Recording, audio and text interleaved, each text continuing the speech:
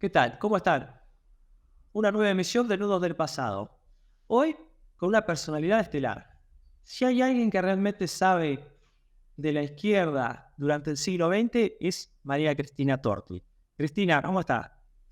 Muy bien, gracias, y no exageres al presentarme.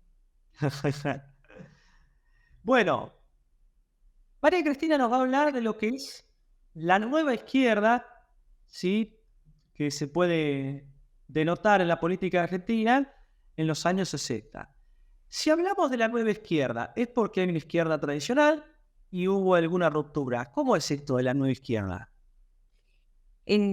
Bueno, saludo yo también a tus oyentes televidentes. Em, claro que hubo una ruptura dentro de la izquierda, pero en realidad desde el 55 en adelante, para poner una fecha clave y crítica, hubo rupturas, yo te diría, en todas las tradiciones políticas. Si querés, ahora hablamos de las rupturas en la izquierda, pero es un periodo de, de renovación, actualización y disputa interna dentro de tradiciones políticas ya existentes que dan lugar a una especie de renovación crítica, digamos, de la cultura política en un sentido bastante amplio. Y yo decía que no es, digamos, que los partidos de izquierda entran en un proceso de convulsión interna, pero luego voy a hablar de cómo también entran los otros, digamos.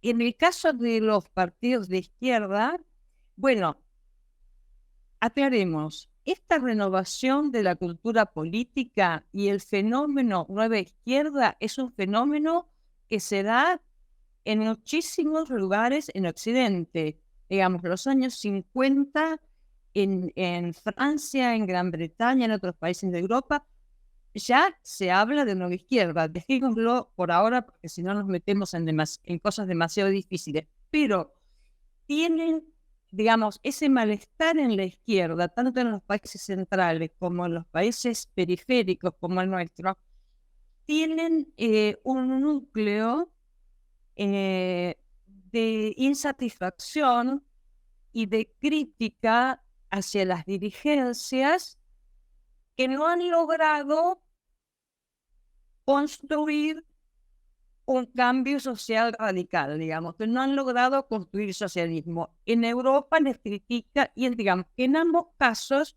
se los acusa de reformistas. Es una acusación de la época, reformistas.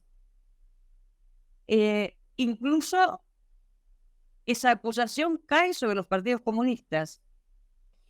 Bueno, eso que fue un proceso, ¿eso con qué tiene que ver? Tiene que ver con las formas en que esos partidos de izquierda y los movimientos obreros de esos países se organizaron y se adaptaron a través de sus sindicatos y partidos a lo que uno puede llamar efectivamente una estrategia de reformas. Pero también iba unido a un malestar en ciertos grupos de los partidos de la izquierda europea y también latinoamericana, cierto malestar hacia la Unión Soviética en este sentido. Todo el mundo reconocía el valor de la Unión Soviética como dirección de un bloque alternativo y opuesto al capitalismo. Pero había las voces críticas que decían, bueno, en realidad lo que se ha construido en la Unión Soviética no es verdadero socialismo. Bueno, sobre esto podemos hablar después porque es todo un tema en sí mismo. Y además veían, algunos grupos eran muy críticos de lo que caracterizaban como el dogmatismo de la versión soviética del marxismo y su papel demasiado fuerte, digamos, en la forma de guiar o de imponerse en los partidos comunistas de todo el mundo. Una gran excepción a ese monolitismo del Partido Comunista de la Unión Soviética fue el Partido Comunista Italiano, que era un partido que se consideraba marxista-leninista, como pedía la Unión Soviética, pero a la vez se consideraba un partido de masas y democrático, y fue un partido realmente de masas. Bueno, ahí había sido incubado años antes y se expandió más allá de las fronteras de Italia el pensamiento de Gramsci. Entonces empieza a haber alimentos teóricos intelectuales en el marxismo en Occidente que llevan a revisar las estrategias y la lógica de los partidos comunistas y del bloque dirigido por la Unión Soviética. Bueno, eso dicho en términos muy generales. En términos más cercanos a nosotros, digamos, regionales, por supuesto que había grupos dentro del Partido Comunista Argentino que estaban a tono con esto que estoy diciendo. Por ejemplo, el grupo Pasado y Presente, ¿no? El grupo de Portantiero, estaban totalmente conectados con esas discusiones. Pero aquí había, digamos, un ambiente continental de larga tradición de antiimperialismo militante, y la existencia, por lo tanto, la existencia de las banderas relativas a lo nacional, a la liberación nacional. Bueno, pero me faltó un elemento, aún antes de hablar de Cuba, es el papel que empezó a cumplir como impugnador de la ortodoxia soviética el Partido Comunista Chino, cuando plantea la contradicción principal en el mundo es entre los países desarrollados e imperialistas y el tercer mundo. Bueno, y viene después la ruptura con la Unión Soviética. Bueno, hay que recordar que la Revolución China fue la primera revolución socialista en un país periférico, en un país colonial, ¿no? Bueno, digo, pero en términos de nuestro país, la particularidad de, digamos, de los problemas de la izquierda argentina tienen que ver con su pérdida de influjo sobre la clase obrera con el advenimiento del peronismo. Entonces, el problema de la discusión, o digamos, las impugnaciones a las dirigencias de los partidos de izquierda vienen desde mucho antes y muchos ya dieron lugar durante el peronismo mismo a pequeñas escisiones que se adhirieron o apoyaron al peronismo, del lado del trotskismo y también del peronismo y también del socialismo. Ese es el que perdió una enorme cantidad de militantes, cuadros medios sobre todo, y sindicales que se incorporaron al peronismo. Bueno, pero digo, ese era un problema ya existente. Pero la caída del peronismo en el 55 abre otro panorama. Porque a este problema ya existente, ese problema ya existente hace que renazcan las inquietudes de quienes reclamaban a las dirigencias de izquierda no haber sido capaces de comprender al peronismo, de ligarse con el peronismo, de ligarse con los trabajadores, en fin. Esto, digamos, da lugar bastante rápidamente a un proceso doble. Grupos de izquierda que buscan acercarse desde un punto de vista práctico, digamos, a los peronistas que están en resistencia activa, y a la vez un proceso, digamos, intelectual o teórico, es volver a pensar qué era el peronismo, qué es el peronismo.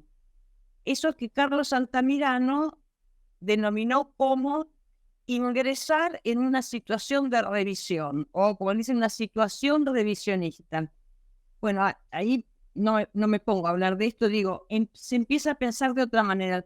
¿Cuál es el núcleo básico de las discusiones, que son múltiples, no solo una, pero que nació tan tempranamente como en el año 56, 57, dentro del Partido Socialista, era el más antiperonista de los partidos? Ahí nació el primer grupo que buscó el acercamiento a los trabajadores peronistas en resistencia. Bueno, el núcleo está en decir, bueno, cómo entender la relación entre situación social o clase social e identidad política.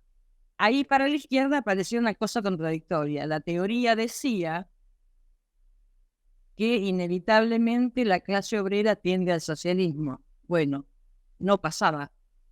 Entonces comienza una elaboración de conceptos, teorizaciones, que culminan, para decirlo rápido, en una idea de el peronismo es la identidad política de los trabajadores argentinos, pero es una identidad en transición, en el derrotero y en su evolución, y sobre todo si contacta con las ideas de izquierda, va a arribar a concepciones socialistas y revolucionarias, ¿no? Eso es como el corazón, digamos, de la cosa que dice. Por otro lado, yo dije hoy, no solo las izquierdas entran en revisión, el peronismo también entra en cierta manera en revisión.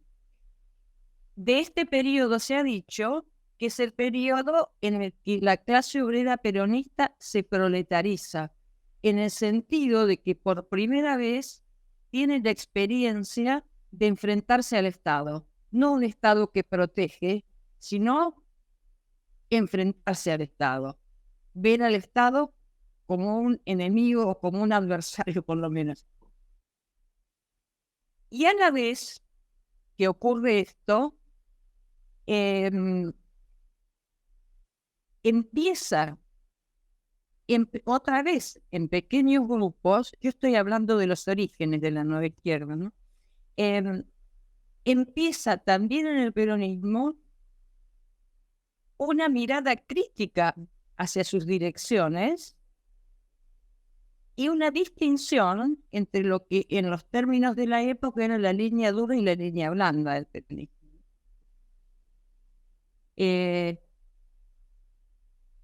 La crítica a las direcciones que no consideran suficientemente combativas, suficientemente leales, etcétera, queda enmarcada en el término burocracia, ¿no?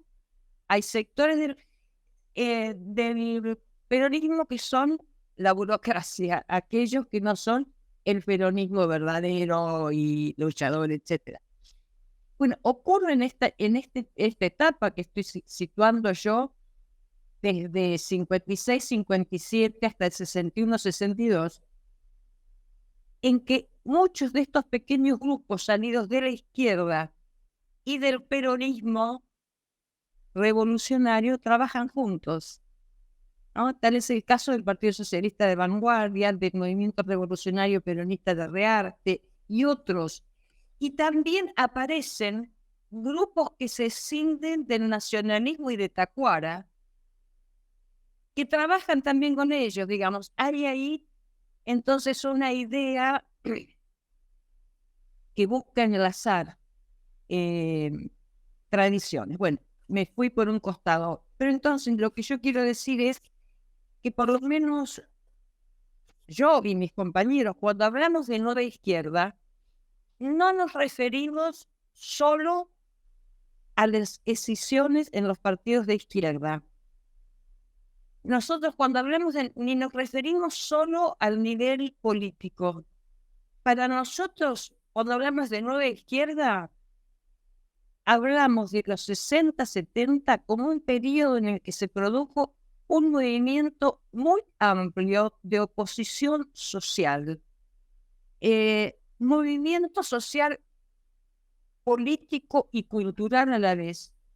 Es decir, de un conjunto de tradiciones que se van desprendiendo relativamente o totalmente de sus grupos de origen, y también expresiones sindicales combativas, formación de grupos intelectuales que incluso llegan a afectar la CGT, o formación de ligas agrarias, movimientos barriales, etc. Digamos, para nosotros se trata de algo así como que de la sociedad van brotando desde distintos ámbitos grupos, digamos, en contestación, en oposición. Son grupos que, si bien nunca llegan a unificarse totalmente bajo una misma dirección, ni en un solo partido, por eso hablamos de movimiento de oposición social. Para nosotros la nueva izquierda es un gran movimiento social, cultural y político, digo, sin dirección unificada, orgánica, pero con coincidencias, de hecho, en ciertos objetivos que ahora podemos nombrar y en ciertas formas de hacer política y de despreciar las formas institucionales y habituales de la política. En un país en el que se había vuelto forma habitual de la política institucional el deterioro de las instituciones democráticas, la alternancia de gobiernos militares con gobiernos civiles condicionados por los militares. Entonces, el descrédito de las instituciones democráticas era alto. Bueno, entonces, digo, es un movimiento en el que hay convergencia en los hechos, en la manera de enfrentar ese régimen que se percibe como ilegítimo, y en plantearse ciertos objetivos comunes que uno puede definir, era típico de la época, ¿no? Hablar de liberación nacional y social. Luego, ese tipo de consignas tiene traducciones diferentes según las organizaciones, pero hay una especie de marchar juntos en un cierto sentido que piensa en términos de igualitarismo, en términos de socialismo. Bueno, y aquí sí, naturalmente, que un empuje o un activador importante a más de las cuestiones nacionales fue la Revolución Cubana, que aparece entonces como la constatación de que una revolución es posible, de que un movimiento de liberación nacional y antidictatorial puede transformarse rápidamente en una revolución socialista. Bueno, la Revolución Cubana como ejemplo, como estímulo y después como organizadora, como el lugar donde la gente va, colabora, se instruye, hasta llegar a formarse esa especie de internacional nueva que es la tricontinental en el año 66, ¿verdad? Bueno, no sé si quedó clara la idea que te digo de nueva izquierda. Digo solamente esto. Cuando nosotros decimos nueva izquierda, en nuestra conceptualización, ahí está incluida la izquierda peronista. Ahí están los sectores combativos del peronismo. Ahí están los sectores progresistas de la iglesia. Para nosotros, nueva izquierda es eso, ese amplísimo movimiento. No es un partido político. Dentro de la nueva izquierda hubo partidos políticos que se diferenciaron de los partidos tradicionales, del Partido Comunista y del Partido Socialista, y también del peronismo, porque Montoneros, las FARC, el peronismo de base, son una diferenciación dentro del peronismo. En la izquierda surgieron el Partido Socialista de Vanguardia, que es el primero, después en el Partido Comunista Revolucionario, el PRT, las FARC, en fin, ¿no? Bueno, a lo mejor hablé demasiado y mezclé cosas, así que si querés que conversemos algo en particular. No, por allí, bueno, usted habló de un gran revisionismo a nivel mundial, ¿sí? Un gran planteamiento de todos los sectores de la izquierda. Vos hablabas del revisionismo soviético, preguntaste sobre eso. Sí, no, ahora te voy a hacer otra pregunta. Sobre el tema de estas ideas, esta literatura de la época de Frantz Fanon, Sí, ¿sí? sí. Y demás, Sartre, ¿eso también entra en el juego de los nuevos planteamientos de la izquierda?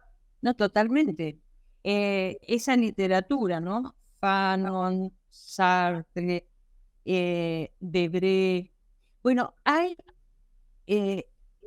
eran lecturas de amplia difusión en estos sectores. No olvidemos que sobre todo en los orígenes son pequeños sectores, son sectores muy activos, pero no constituyen sectores mayoritarios y algunos mueren antes de ser demasiado importantes.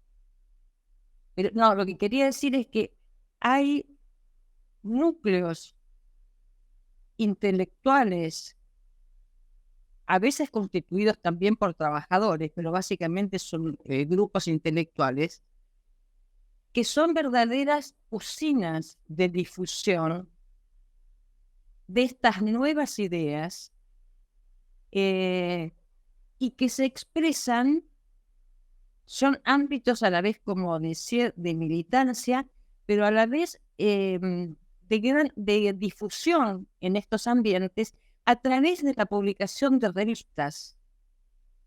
Por esto que vos decís, esta difusión de este tipo de ideas, de lectura, enseguida me viene a la cabeza la primera revista importante que que publicaron los jóvenes de la izquierda socialista en el año 60 y 61, dos revistas, la revista Situación y la revista Che. Ambas abogan todo el tiempo, bueno, difunden el mensaje de Cuba, difunden el pensamiento de estos autores y a la vez buscan la manera de articular peronismo y socialismo. Si uno lee esas revistas, están llenas de críticas al Partido Socialista y al Partido Comunista, considerándolos reformistas, etc., y llenos de entrevistas a dirigentes peronistas combativos. Y más aún, a intelectuales, escritores, que ante la evidencia de la revolución cubana se pronuncian en su favor, desde Zárate, Viñas, el padre Hernán Benítez, el histórico confesor de Eva, en fin, se organiza lo que uno podría llamar una nueva racionalidad política, una manera diferente y compartida entre diversos grupos, sean socialistas, peronistas, nacionalistas, católicos, alrededor de esta idea de la liberación nacional y social. Bueno, digo que tiene su reaseguro, digamos, en la Revolución Cubana, pero que tiene como problema particular la resolución del peronismo y la adhesión de la clase obrera a posiciones revolucionarias, ¿no? Este es un problema que tuvieron los grupos propiamente de izquierda, dentro de la nueva izquierda, pero también los tuvieron los grupos del peronismo revolucionario, ¿no? Digamos, la educación de los trabajadores argentinos en la política de reformas es algo muy consistente. Todo esto ocurrió, si bien hubo experiencias muy importantes de renovación, digamos, de la cultura política de los trabajadores. Uno puede nombrar la constitución de los argentinos, el surgimiento del clasismo en Córdoba, Rosario y otros lugares, la experiencia de René Salamanca con el ESMATA y el PCF, que fueron los cordobazos, por supuesto, y las otras puebladas, pero la CGT, digamos, propiamente dicha, en la zona fuerte de Buenos Aires, Gran Buenos Aires, siguió con una fortísima presencia de lo que todos estos sectores llamaban la burocracia sindical, ¿no? Entonces, bueno, más o menos así veo. Y ahora sí, vamos a esto. A vos decías lo de Huerta Grande y la falda. Sí, Huerta Grande y la falda, ¿cómo influye? Sobre todo Huerta Grande, que por ahí tiene una cuestión más combativa. Yo hacía referencia a esos momentos post-55 en que más o menos rápidamente los sectores, digamos, ligados a los llamados gremios democráticos y a los comandos civiles quedaron rápidamente aislados. Ante la evidencia de la combatividad de los trabajadores peronistas, se dieron rápidamente movimientos de acercamiento de dirigentes socialistas, comunistas y trotskistas a ellos. Bueno, de hecho, el mismo Partido Comunista, es decir, no la nueva izquierda, sino el Partido Comunista tradicional, fue el primero en amparar institucionalmente a los gremios intervenidos por la Revolución Libertadora.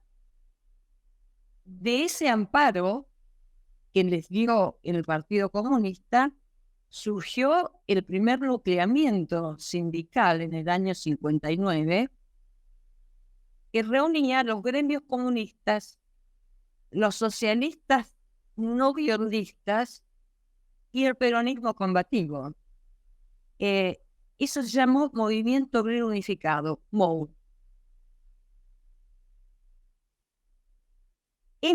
Todos ellos que habían sido electores de Frondizi en el 58, para el 59 estaban en la oposición y organizaron, digamos, la campaña contra Frondizi. Pero entonces quiero decir,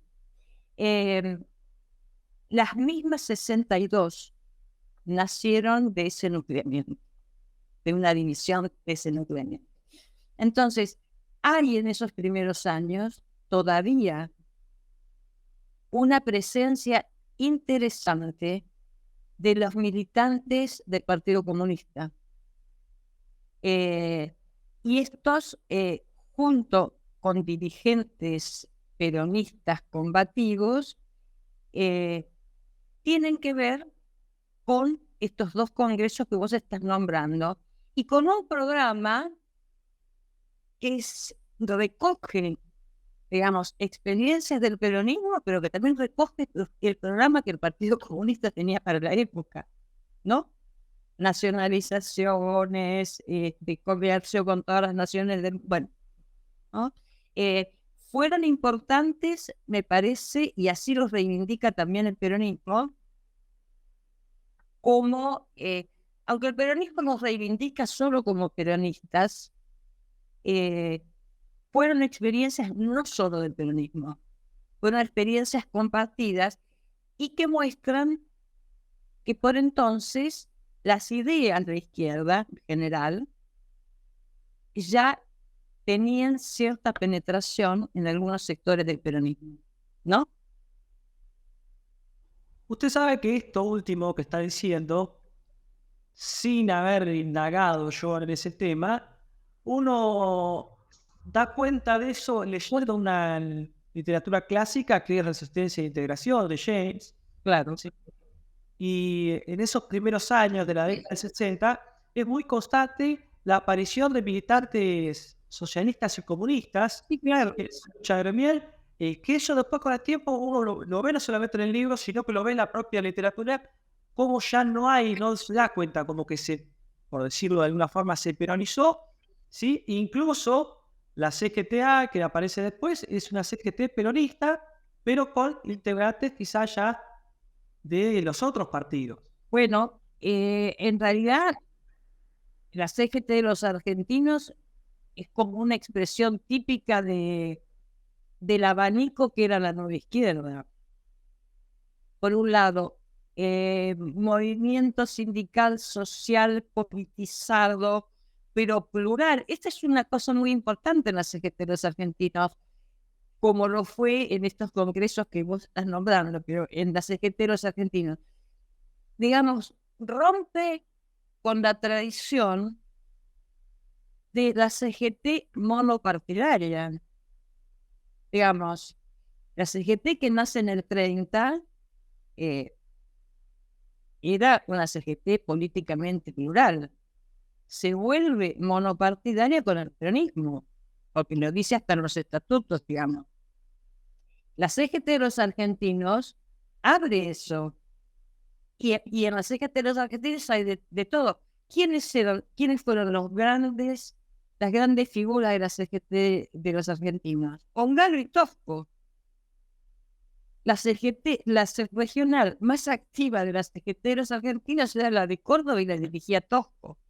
Digamos, en ese sentido, es una experiencia de la nueva izquierda y además tuvo esa característica de nuclear trabajadores, intelectuales y estudiantes. También hay que decir que con todo lo importante que fue, terminó disolviéndose o desgranándose entre represión, desacuerdos y la orden de Perón de que el peronismo se retirara y reunificara la CGT. Por eso yo decía ahora que lo de la cuestión de la conducción de los trabajadores es una cuestión permanente, ¿no? Usted sabe, ahora que hablando de esto, el otro día cuando entrevisté a Ernesto Salas, después de grabar, nos quedamos charlando y nos quedamos charlando sobre este debate de la nueva izquierda y el gran debate si el peronismo se giró a la izquierda o si la izquierda se peronizó, ¿sí? Que es la gran disyuntiva. Y claro, creo que hablando así, el tema de la CGT de los argentinos es un punto culmine en eso, donde se puede ver, ¿sí? Ya un abanico de posibilidades participativas en una entidad donde realmente, una entidad oficial, ¿sí? Que realmente, ¿sí? Tenía capacidad de, no sé si decir de acción, pero sí de llegar al resto de la sociedad. Sí, pero bueno, ese debate a mí siempre Bueno, yo creo que en estos años, sobre todo en los primeros años, pasaron las dos cosas. Hubo sectores de la izquierda que se acercaron al peronismo y algunos se pasaron al peronismo. Y del lado del peronismo hubo incorporación de un mundo de ideas en algunos sectores que antes no tenían vigencia, ¿no? Lo que llamamos peronismo de izquierda, peronismo revolucionario. Es una novedad de esta época, que después se desarrolló de diferentes maneras, ¿no? Una izquierda peronista de base sindical, más adelante las organizaciones armadas peronistas, porque bueno, dentro de este mundo en ebullición, la idea del cambio revolucionario estaba en todos, pero no todos lo pensaban de la misma manera. Algunos pensaban que había que articular lo sindical y lo político, otros pensaban que había que concentrarse en la construcción del Partido Revolucionario, que el Partido Revolucionario para unos tenía que lanzar una insurrección, para otros una guerrilla. Bueno, discusiones de puntos de vista, de estrategias, pero con ese horizonte de dejar atrás el capitalismo. Eso es... Claro que cada uno lo pensaba a su manera. Para algunos veían el peronismo clásico como un primer tramo hacia el socialismo, otros no, pero esta idea digamos, de reorganizar económica y políticamente el país, bueno, en fin, y sus estrategias, ¿no? Y un gran acelerador de este movimiento que conjugó este mundo de ideas con una protesta social siempre en ascenso. Ese es un dato importante, ¿no? sí, Y que esta protesta social fue paulatinamente tomando consignas que venían de los movimientos revolucionarios. Esas cosas son importantes, digamos, ¿no? Cuando uno dice politización de la protesta, es decir, un poco más allá de conseguir el sábado inglés en Córdoba, un poco más allá, ¿no? Y la interrelación entre sectores sociales y sectores políticos, ¿no? El mundo obrero y el mundo de los sectores medios, ilustrados, en fin, ¿no? Esta es una característica, pero un gran acelerador de todo esto fue el golpe de 66. claro, exacto. Y dígame, vamos un poquito más atrás. Usted mencionó el Partido Socialista de Vanguardia. Sí. ¿Quiénes componían ese grupo y a qué apuntaba? ¿Cuál era digamos, el eje de ese Partido Socialista? Se cortó y no te escuché. Digamos, ¿cuál era el eje y quiénes eran las principales personalidades? Y mira, el Partido Socialista clásico, cuando se produce la Revolución Libertadora, la apoya. Y la apoya de manera compacta. Bueno, porque había una serie de razones que se podrían dar de por qué muchos sectores habían sufrido bajo el peronismo, digamos. Pero pocos meses después de andar la Revolución Libertadora, sectores del partido, algunos dirigentes veteranos, pero sobre todo las juventudes socialistas, empezaron a decir, ante la represión que se desató sobre todo con Aramuru, lo que conocemos como el proceso de desperonización por la fuerza, represión, intervención de los sindicatos, etcétera, estos sectores empiezan a decir, no, la idea de la revolución era para terminar con el autoritarismo de Perón, no para reprimir las huelgas obreras, no para rebajar el nivel de vida, etcétera, etcétera.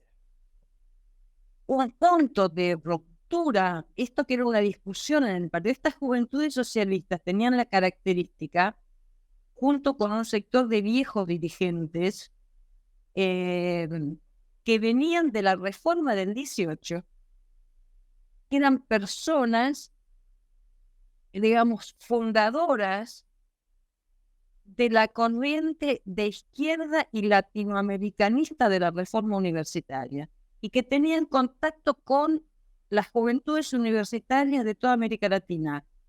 Por ejemplo, ellos ya eran amigos del movimiento antidictatorial cubano desde muchísimo antes de que se produjera la revolución, con Perú, con Colombia, en fin. Entonces, esta gente imbuida de la idea del antiimperialismo, de la construcción de una nación latinoamericana unificada, digo, que eso tiene raíz en la reforma universitaria. Bueno, algunos viejos que venían de ahí y las juventudes formadas por aquellos, estoy diciendo viejos en un sentido simpático, no antipático, que eran, por ejemplo, Palacios, Carlos Sánchez Viamonte, Julio B. González. Esta gente es la primera que empieza a reaccionar frente a la Revolución Libertadora. Bueno, esto produjo un enfrentamiento en el Partido Socialista que terminó en su fractura en el año 1958. Un Partido Socialista Democrático, que es el de Scioli, que siguió en su adhesión a la Revolución Libertadora, y el Partido Socialista Argentino, donde pasaron estos venerables viejos que acabo de nombrar y las juventudes. ¿Qué los unificaba? El deseo de acercarse a los trabajadores. Sería algo así como acerquémonos a ellos allí donde están, y para ligarnos con ellos, para protegerlos, para lo que fuere, no nos importa que no se definan como socialistas. Queremos construir un frente de trabajadores, esa es la consigna, un frente de trabajadores, del que participen los trabajadores, con las ideas que tengan siempre. Esto voy a los saltos. Este Partido Socialista Argentino tenía esta consigna, hizo algunas cosas interesantes y también era muy cubanista. Los viejos también. Palacio fue a Cuba y recibió al presidente cubano, en fin. Eso los unía. Hasta que en ciertos momentos los más jóvenes quisieron dar un paso más. El paso más era algo así, ellos lo decían en esta frase: no alcanza con que llamemos a los trabajadores a nuestro partido. Tenemos que ir ahí donde ellos están. ¿Y dónde es el lugar donde ellos están? Los sindicatos. Pero además, tenemos que reconocer a los dirigentes que ellos mismos se dan. Entonces ellos buscan una forma de unidad mucho más estrecha. De hecho, se ligan con muchos grupos de la resistencia peronista.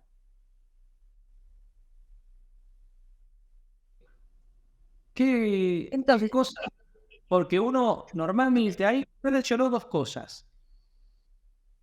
Digamos, el acercamiento de la izquierda, pero es como que siempre se ve incluso cuando se enseña o cuando se explican estos temas, como que eran el agua y el aceite, ¿sí? Y cuando usted habla del 58, que se da esta ruptura, fíjese que cuando se enseña esto, solamente se habla de la ruptura del radicalismo Claro, y de esto, que era un partido muy importante en esos tiempos, no se habla. claro, claro.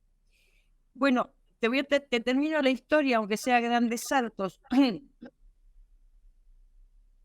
Estos jóvenes, ya te digo, pugnaron por un vínculo mucho más cercano con el peronismo, eh, y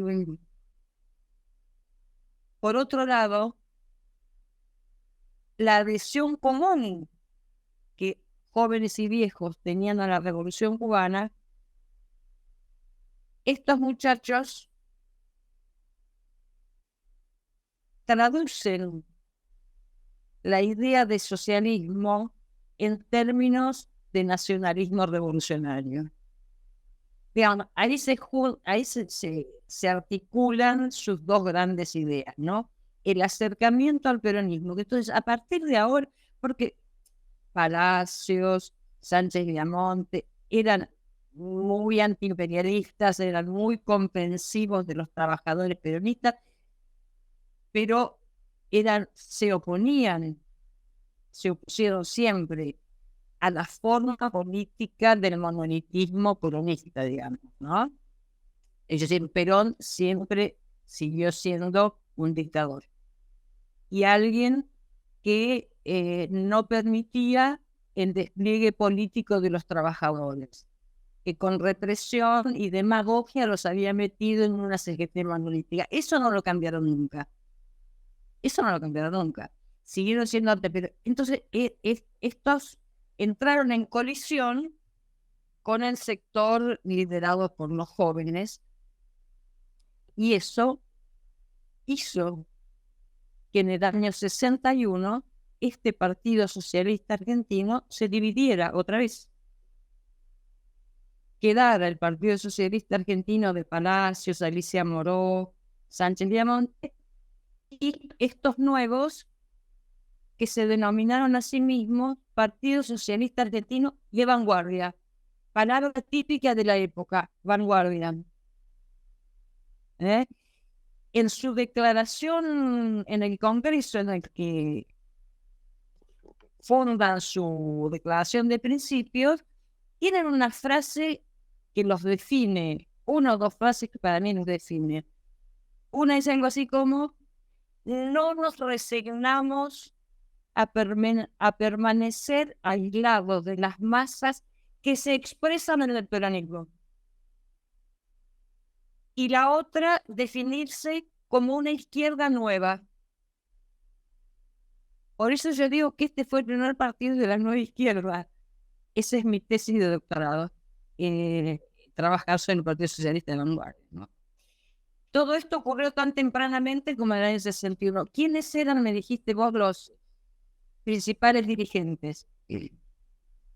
Bueno, había un dirigente histórico, una persona un poco mayor, que emigró con ellos, que fue David Tiefenberg, pero después los voceros más reconocidos fueron Alexis Lattendorf. Bueno, y ahora vas a escuchar nombres que por ahí conoces como bibliografía de otras cosas. Miguel Murmis, Torcuato Di Tella, etc. Ricardo Moner Sanz, Pablo Giussani, Julia Contenla. Toda esa gente que es la que, cuando aún no se habían separado, estando aún dentro del Partido Socialista Argentino, editaron las revistas Situación y Check. Me llama la atención porque, bueno, Burmis, el Montella y eso, pero me llama la atención Moner Sanz. Ah, sí. ¿Vive Moner Sanz? Sí, Porque ya está medio alejado de la actividad, ¿no? sí, yo creo que hace mucho. Varios de ellos, algunos de ellos después se acercaron muchísimo al peronismo. Por ejemplo, en la época de los ejeteros argentinos, la revista que ellos tenían ya era un grupo disminuido, numéricamente. Su época de oro fue entre el 58 y el 63, 64. El otro era Elías Semán, que después formó Vanguardia Comunista. Claro. Sí. El otro dirigente importante, Usted habló del Partido Socialista de Vanguardia, habló de la ruptura.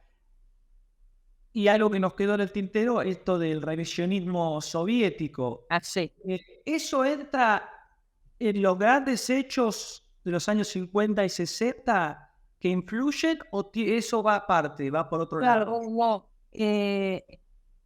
la acusación de revisionismo hecha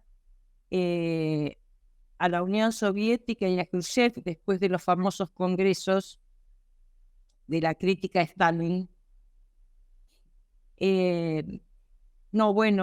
La crítica viene dicho sintéticamente, porque hay dos tipos de crítica. Una es la de revisionista, que se lo lanzan los chinos, porque la propuesta de Khrushchev después de eso, después de la crítica a Stalin, se sintetizaba en lo que los chinos decían que la Unión Soviética se había vuelto revisionista porque preconizaba los tres pacíficos, que lo enunciaba el Partido Comunista de la Unión Soviética, que es ya consolidado el bloque soviético, era posible la coexistencia pacífica entre el bloque capitalista y el bloque socialista, que, dada esta situación, era posible pensar que los países, sobre todo los países centrales, la transición al socialismo se desarrollara por vía pacífica y que entre ambos mundos, en vez de guerra, el mundo comunista tenía que hacer funcionar lo que llamaban la emulación socialista, demostrarle al mundo que la economía y la sociedad de tipo soviético eran superiores al mundo capitalista. Contra esto, ¿qué dice Mao? Esto es volver al reformismo, esto es volver a la vía pacífica. Esto responde a los intereses de la Unión Soviética como potencia. Entonces, el revisionismo, acusar de revisionismo fue un foco de críticas. Por otro lado, en Europa había otro tipo de críticas, en el marxismo, o lo que solemos llamar marxismo occidental. Hay toda una relectura de los teóricos del marxismo, incluido Marx, para expurgarlo de lo que estas nuevas corrientes llamaban el economicismo o el positivismo incrustado en la teoría de Marx. Entonces, en la nueva izquierda europea, Thomson, Anderson, etcétera, Williams, ¿no? A ellos se agrega Gramsci, que ya no vivía, pero que es tomado por algunos de ellos, esta otra manera de entender la teoría de la sociedad y de la política que podía derivarse de Marx, ¿no? Y entonces ahí aparece otra crítica de la Unión Soviética. Dogmáticos, economicistas, positivistas, ¿no? Junto con reprocharle algo que Mao no le reprochaba, tanto la Unión Soviética, sí se lo reprochan los europeos, que es, digamos, el partido monolítico y el Estado sin pluralismo político. La idea de que la idea de estos sectores de que socialismo implica democracia y no totalitarismo. Bueno, entonces hay como desde distintos ángulos aparece la impugnación a la Unión Soviética, que de todos modos prácticamente todos, salvo los chinos, reconocían como una especie de reaseguro frente al capitalismo, ¿no? Bien, bueno, Cristina, se nos termina el tiempo. Bueno, la verdad que nos ha dado una clase espectacular sobre esa izquierda y un poco la cuestión de las raíces que empezamos a tener ya llegando a los años 70.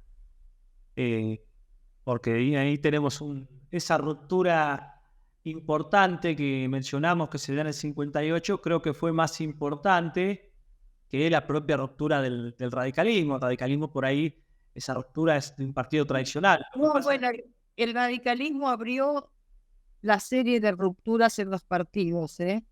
Sí, que y además tenía un peso electoral mucho más grande, ¿no? No, acá hubo también, mira, claro, no se puede hablar de todo al mismo tiempo, pero hubo un hecho muy importante en este periodo de orígenes, que es a lo que más me referí, que es el año 62. Las primeras elecciones en las que el peronismo es autorizado a participar. Frondizi los autoriza a participar.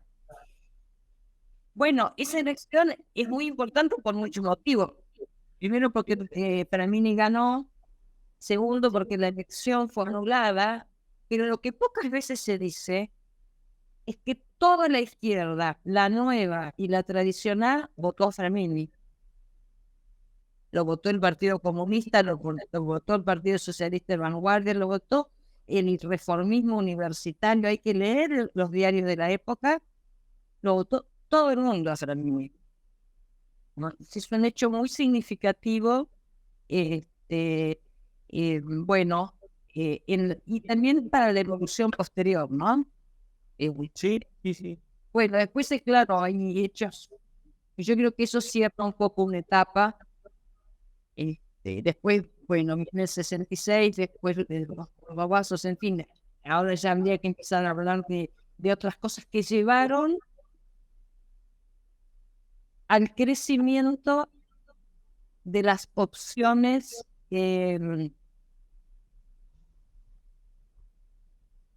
por la lucha armada.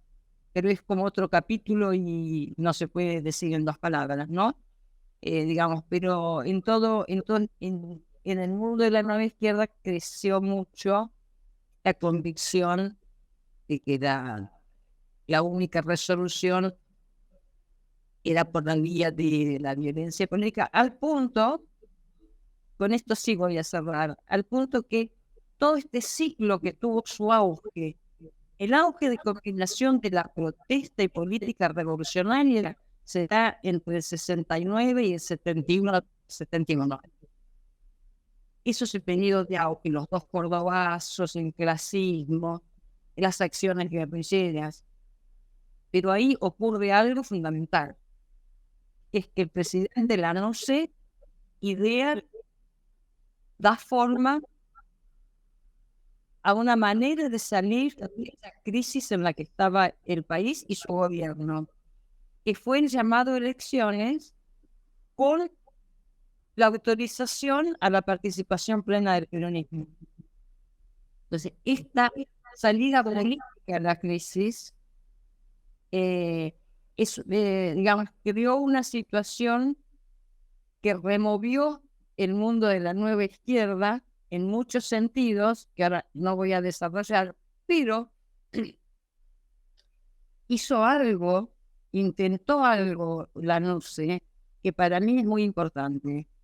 Si el problema de la política argentina desde el 55 tenía como eje la cuestión del peronismo, ahora ese problema seguía sin resolverse, pero se le había sumado el de la evolución de la protesta y las guerrillas. Entonces yo creo que la inteligencia de la NUCE estuvo en ese llamado a elecciones, con el cual creo que intentó resolver las dos cosas.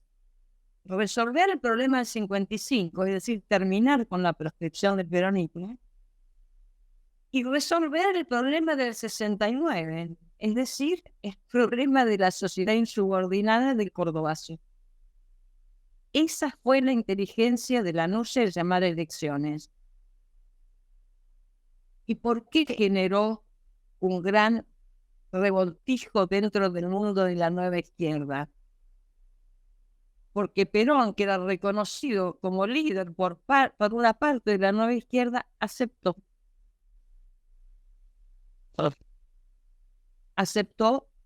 participar en esas elecciones. Eso modificó todo el panorama, incluso organizaciones que se dividieron en esas circunstancias. Y si no se dividieron ahí, se pelearon con Perón después en el 74. O sea, bueno, es todo otro tema ese, ¿no? Pero para mí ese es el recorrido de la nueva izquierda, desde sus orígenes hasta el cierre. Cristina, muchas gracias, ¿eh? No, gracias a vos. Que tengas suerte con tu ciclo. ¿Cómo? Que tengas suerte con tu ciclo de charlas. Bueno, muchas gracias, muchas gracias. Esto ya después se va a ver y lo vamos a masificar para que los puedan ver, más que a mí, para que los vean a ustedes. Con ustedes nos vemos en 7 días. Chao.